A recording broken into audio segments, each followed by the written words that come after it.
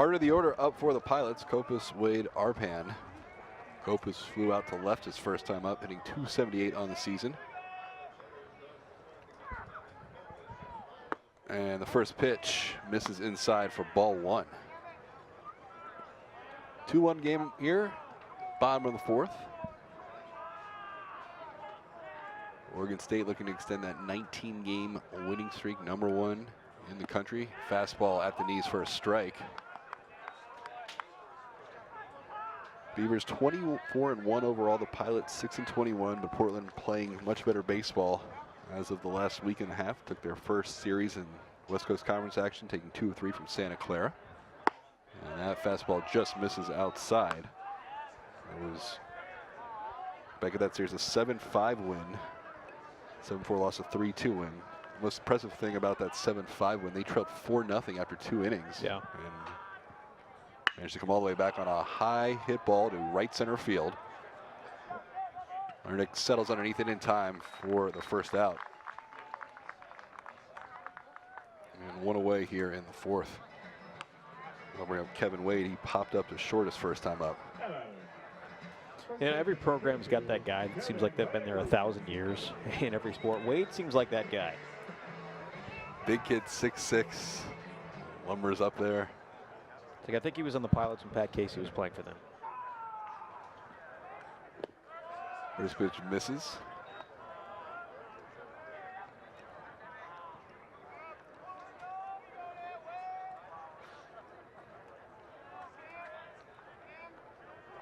They count 1-0. Tweet ready to deliver. Big first baseman. He holds off. Wade with 3 home runs matches the career high for him in his sophomore year 2 years ago. Hit 3 home runs. Drove in 23. Had a streak last week where he had homered in back-to-back games. 2-0 the count. There's a hard hit ball up the middle for a single. No doubt about that. You go back to that at-bat by Kopus. First time in the game today, the Pilots unable to get the leadoff man aboard. There's another look at that knock up the middle by the first baseman. Good job, stayed out. That pitch that was tailing away. There's Chris Arpan.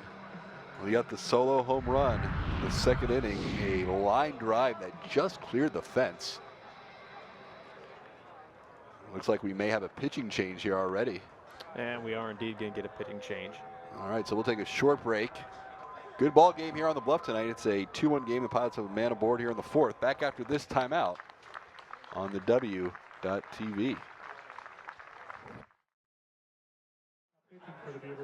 Grant Gambrell now in for Oregon State. So Tweet's day is done. You go back to that first inning when he was out there. We saw Pat Casey make the quick trip. I wonder if he saw something he didn't like, or it's, well, the way a pretty quick hook. The way he started the game, gave up a double and then lost his control a little bit. A 3-2 count to Brundage, who had a hard line drive after getting ahead 0-2. Just wanted to make sure he, did his job out there. Quick hook though, just 3 1/3 innings. Gambrell, 7 2/3 innings, 4 hits, 3 runs, 2.35 ERA. Team sitting 258 against him. That was interesting there during the break. Tommy Paul came in from the bullpen, and thanks to my eavesdropping from Mike Parker down in the Oregon State broadcast from Learfield, they called the wrong guy. So Nate Yeske went out there, said he wanted Gambrell, and the umpire signaled to Tommy Paul because you can't see down the line into the bullpen out there. Jeff Loomis wanted to clarify that there wasn't an illegal substitution. Oh, and that caught Arpan on the head. No, I think they're going to say that might have hit the bat. I thought it. Well, take another look here. Well, so you're going to see Brett Cunningham go talk to Russ Waterman and Joe Penna.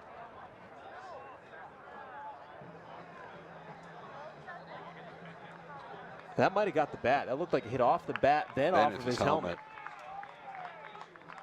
Yeah, they're going to give him first base, and Pat Casey wants to know exactly what's going on. That looked like just the trajectory that hit off the bat, then off of his helmet. That should be a foul ball. And what's interesting is, you look at Arpan's reaction. His reaction wasn't that he got hit. his reaction was that, you know. Yeah, usually the reaction will tell you Yeah. all you need to know. I mean, that's unusual too for the ball to hit the bat like that and then come back. right.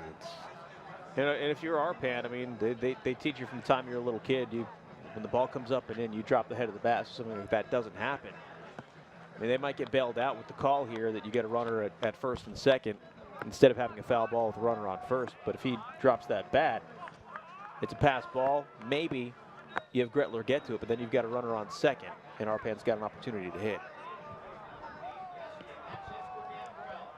Well, they're going to say that that's enough for Gambrell, so they're going to make another pitching change here.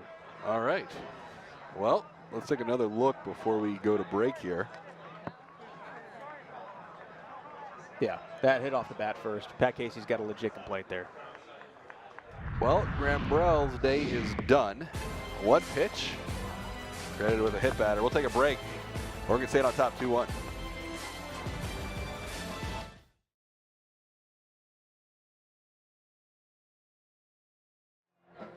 Brandon Eisert on the mound for Oregon State. 14 2/3 innings, 12 hits, 7 runs, 5 earned, 7 walks, 16 strikeouts, a 3.07 ERA, 2-0 on the season, and the man next to me, Travis Demers, knows very well. What can you tell us about Mr. Eisert? I coached Brandon for 4 years in high school at Aloha High School, and yeah, he's one of the most well-mannered kids I've ever coached. He's got a great attitude. And it was funny. I think it took till his junior year before I knew exactly what his voice sounded like. It probably changed over time, but he's a kid that was kind of a late addition to this Oregon State team. He was thinking about going to Lynn Benton.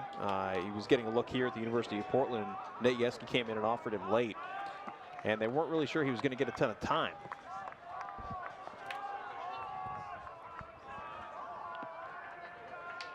So the lefty ready to deliver, and that's a hard hit ball to left field, and that will get down. Wade around to score. It's a tie game on the double by Cody Hawken, as that ball was just hammered down the left field line. Here's another look at it.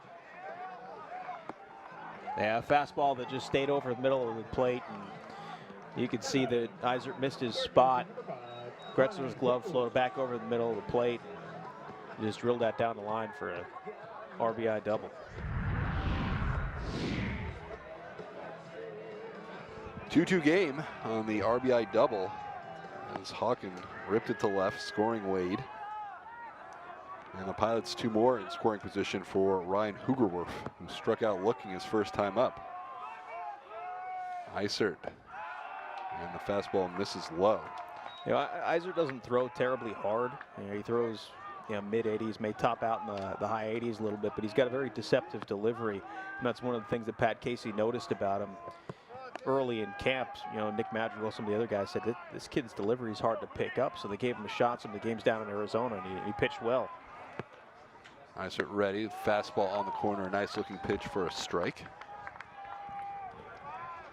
2-2 game here in the bottom of the fourth between the #1 team in the country, Oregon State, and the University of Portland. RBI double by Cody Hawken has evened things up here. It's a 1-1 count to Hoogerwerf. He's made a couple nice plays at third base today defensively for the Pilots. And that fastball catches the inside corner. Eisert pitched 3 innings in the win over Stanford out of relief on Sunday. Got the victory there. Did he play anything else besides pitcher? Yeah, he played some outfield. He was one of our better hitters, too. Count 1-2 here with 2 runners on, 1 away. Pilots threatening to take the lead here in the fourth. Oregon State went on top 2-0 on the 2-run home run by Caden Grenier in the second. The Pilots got 1 back in the bottom half of that inning with Chris Arpan's first homer of the game. And now have even things on the RBI double by Cody Hawken. Third pitcher already today for Oregon State. Here's the pitch, off speed. Did he go? No. That did not miss by much. That second run charged to Tweet, so he goes 3 1/3. 2 runs on 3 hits, 4 strikeouts, no walks. That's another look at that off-speed pitch. Yeah, he held up. They're always at a disadvantage when the umpire from first base moves out towards second base. Yeah. Here's the pitch, swing and a miss. Nice fastball. Good response from Eisert, his first strikeout. So 2 on 2 away here in the 4th. Hoover strikes out for the 2nd time today. Dutton-Elski, the catcher, up.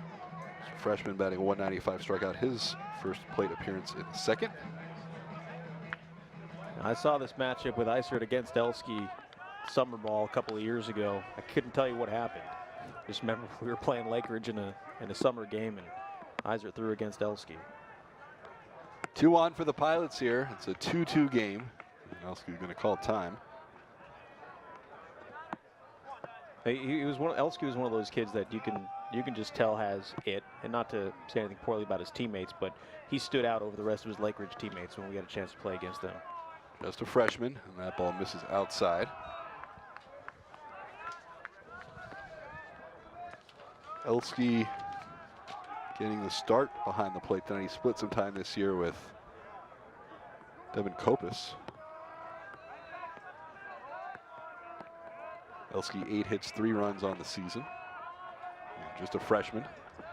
Here's the 1-0, and that misses low. Nice job that time by Gretler to get in front of it. Pilots have 2 runners on here in scoring position. That was about 3 feet wide. He couldn't even really move his feet. That's how far outside that ball was.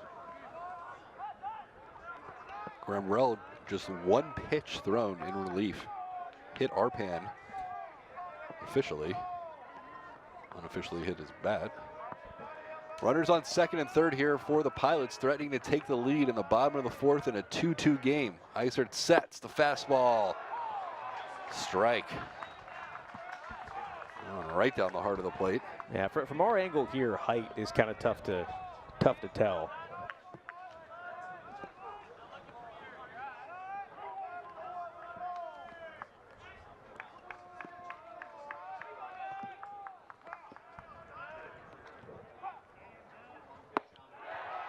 Swing and a miss, and the count even at 2-2. So Eisert's worked back after trailing 2-0. I kind of feel bad for Tommy Paul, who's a local kid from Sherwood High School, a sophomore, gets called in. I'm sure his family is here. Sherwood's only about a 30-35 minute drive, and then gets sent back to the pen. That was good practice for if he comes in later. Right. Pitcher's got to get their running in. Eisert, a 3.07 ERA. This is his 9th appearance of the year.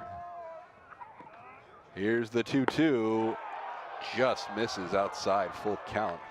It's a decent amount of appearances for a guy who maybe wasn't on everyone's radar coming into the season. Like you said, a late addition to the staff. To be fair, we didn't have the strongest program at Aloha, so we didn't win a lot of games, but he led the state in strikeouts. And when you don't win a lot of games, when you're not getting past the first round of the playoffs, it's tough sometimes to get noticed.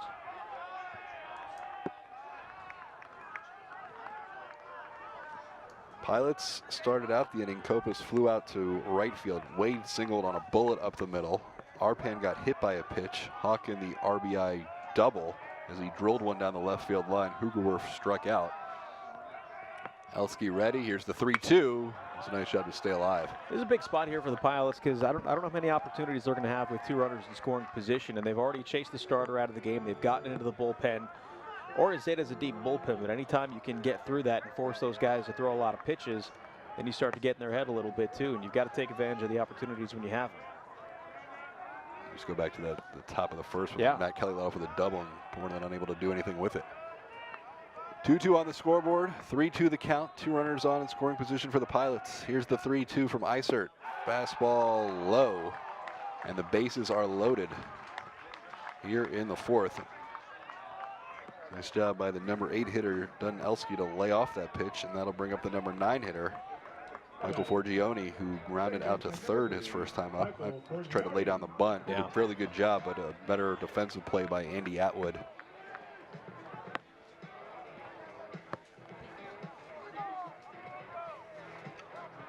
Forgione hitting 133 on the season. 4 hits, 5 runs. Guy who also do some pitching for the Pilots. And that first pitch low. You know, with Forgione, he's only had 33 plate appearances this season. He's only gotten on base 7 times, but he's got 4 stolen bases. He's got some speed. He was trying to use that his last time up. 2-2 game here at the University of Portland. Bases loaded for the Pilots, a big spot. The number 9 hitter at the plate, and that misses inside. Nowhere to put Forgione. Yeah, Nick Madrigal is going to come out and talk to his freshman pitcher, and you know, maybe playing in front of his, you know, his home fans, playing, you know, closer to home than he ever has before. Maybe it's getting into his head a little bit.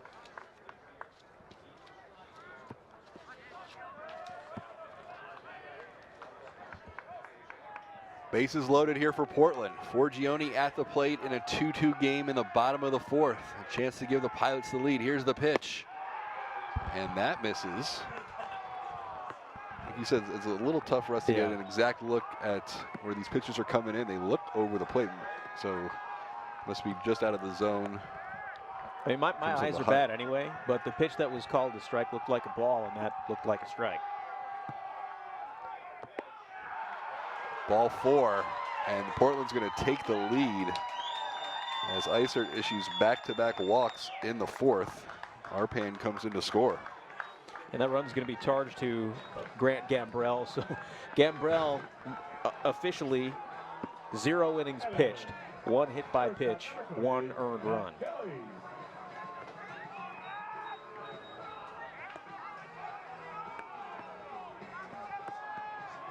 So go back to the top of the order. It's Matt Kelly. He's 1 for 2 today with a double, which started out the game. Portland unable to do anything with it. There's a fastball in there for a strike. So Hawken at 3rd, Elski at 2nd, Forgione at 1st. And it's the top of the order. Portland is now leading for the first time this afternoon, 3-2. The base is still loaded. And one of the Pilots' hottest hitters up. That misses inside. You mentioned that, Travis. Leading the team is Matt Kelly, 327.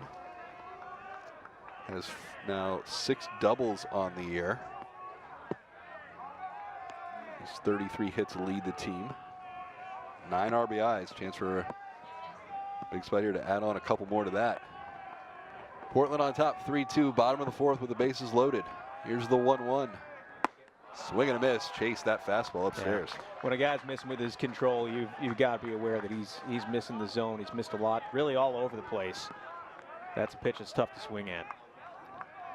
Kelly, another local product, a sophomore from West Lynn, Oregon, played at Wilsonville High School. Do you ever see him?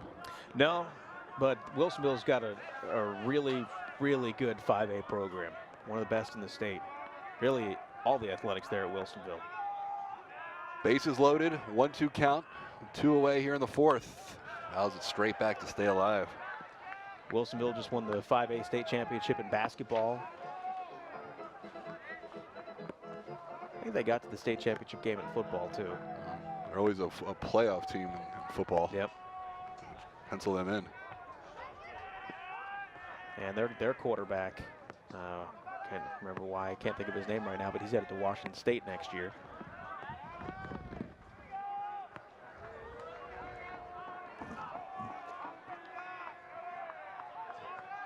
As a coach, have you taken anything from the Mike Leach playbook? I used to work with Mike Leach. I've taken a lot of things from that playbook. Here's the 1-2. Just misses. I got some good Mike Leach stories for you when the game is not as intense. Okay. The thing I like most about watching him on the sideline is his playbook is like on a napkin. Yeah. And every other offensive coordinator has these huge charts, and they're looking, and he's looking. Let's go with number 2. Yeah, he's a different dude. He is successful. Bases loaded here for Portland. They're up 3-2. Here's the 2-2. Swing and a miss. Nice work by the freshman to get out of the jam, but Portland takes the lead in the 4th. 2 runs on 2 hits, no errors, 3 left on. Top of the 5th we go. Portland on top of Oregon State, 3-2.